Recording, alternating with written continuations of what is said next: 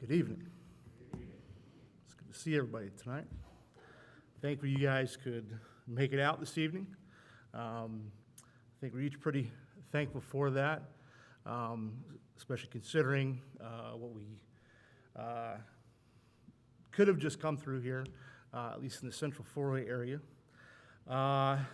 Myself, I'm thankful this evening for the opportunity that the elders give here at this place for the men in this congregation to stand before you on these Wednesdays to share a few thoughts from God's Word that hopefully will lift up and encourage you, as we work ourselves through yet another week. Personally, when I've had this opportunity, I always take into account and consideration what I think I personally need to hear. Not only for that, but I also know, especially being a teacher, and when students ask or don't ask questions, the more than likely, if it's something, at least in that case, if it's a question that a student may have, or in this case, if it's something I feel I need to hear, I'm probably not alone. And I think that that's really, when it comes to this, it's a good thing to consider. Take into consideration, and so that's what I've done. About a month ago, Ken preached a sermon entitled, "Where Will You Be When You Get Where You're Going?" And that one particular struck a chord with me, especially at the time, thinking of even that much ahead of time, thinking about what I would get up here this evening and talk to you about. And it struck a chord with me in part because I'm really bad when it comes to directions, like historically bad when it comes to directions. So it was in that sermon, and during that sermon, I knew exactly what I wanted to talk about tonight. And if I were to give that a title, or give this a title, it would be, I know where I want to go, but how do I get there? A number of years ago, when I say a number of years ago, we're definitely talking into the double digits. My best friend called me up and asked me to move to Memphis, Tennessee with him. His girlfriend, now wife, was moving back there, and he, for obvious reasons, wanted to go. And he needed a roommate. So he called me up, and with where I was in my life at that time, I thought it was a really good idea. I told him if I could secure work beforehand, I'm very much a planner. I like to plan things out ahead of time. And I told him if I could secure some work or secure a job beforehand, that I'd be all in. I would move.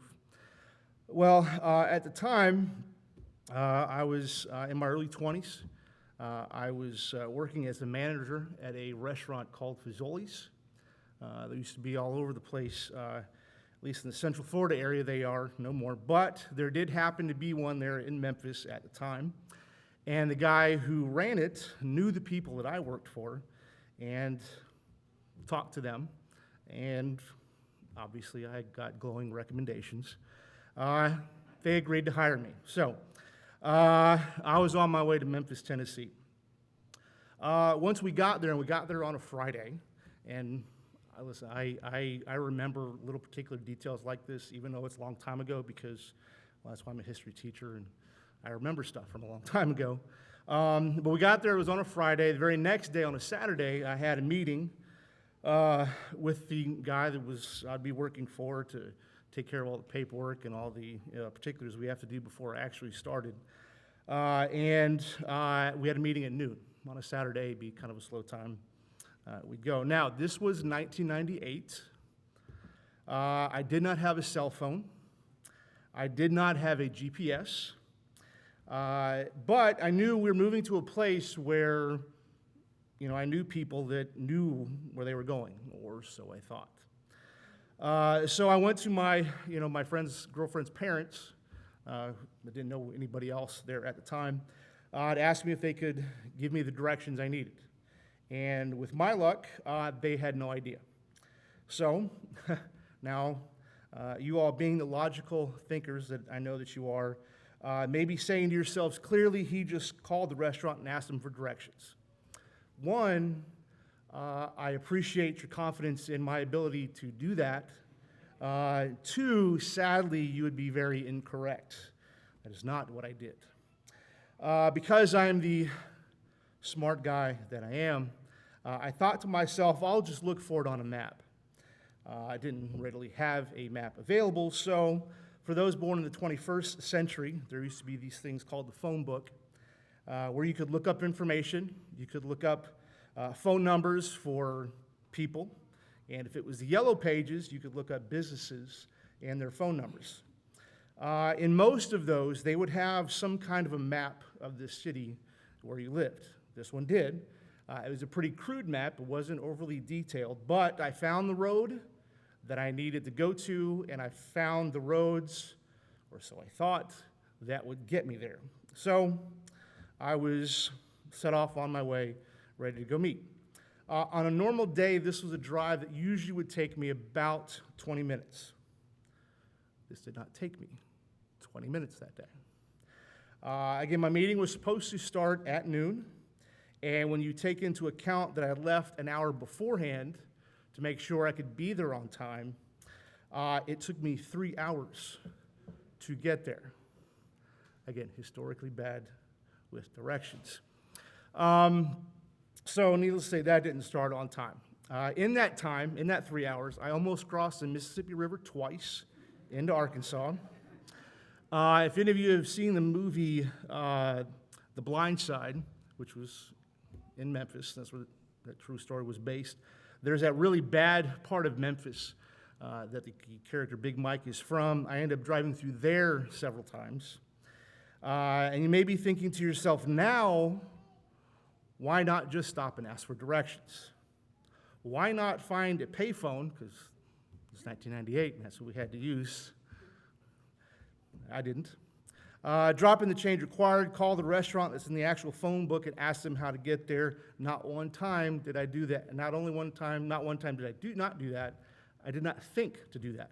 It never crossed my mind. Why? Well, outside of the obvious answer that I'm a man, and stereotypically that's what we do, I didn't do any of that because I knew I would eventually find my way there. Eventually I did, but it did waste an entire tank full of gas in doing so, and I was, again, historically late to my meeting. So, where's the lesson, Eric? How are you making application here? It's simple. How many of us, how much of the world that calls himself Christian does the exact same thing on the journey that we're on, trying to get to heaven? That, like me, when I moved to Memphis, thinks to themselves, either consciously or subconsciously, I got this. I know how to get there, and even if I don't, eventually I can figure it out on my own. If we or anyone does think that, we're wrong. We can't figure it out on our own. If we need guidance. We need directions. Lucky for us, those are easy to find. God has laid out the roadmap. All we have to do is ask. All we have to do is search for the directions, and we'll find them. They're right here. And don't just take my word for it. Don't just take a man's word for it, anybody's word for that. It tells you here is the way. Jesus tells us. Matthew 7, verse 7. He tells us plain as day how to do that, how to get where we want to go.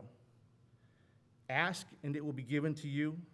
Seek, and you will find. Knock, and it will be opened for you. For everyone who asks, receives. He who seeks, finds. And to him who knocks, it will be opened.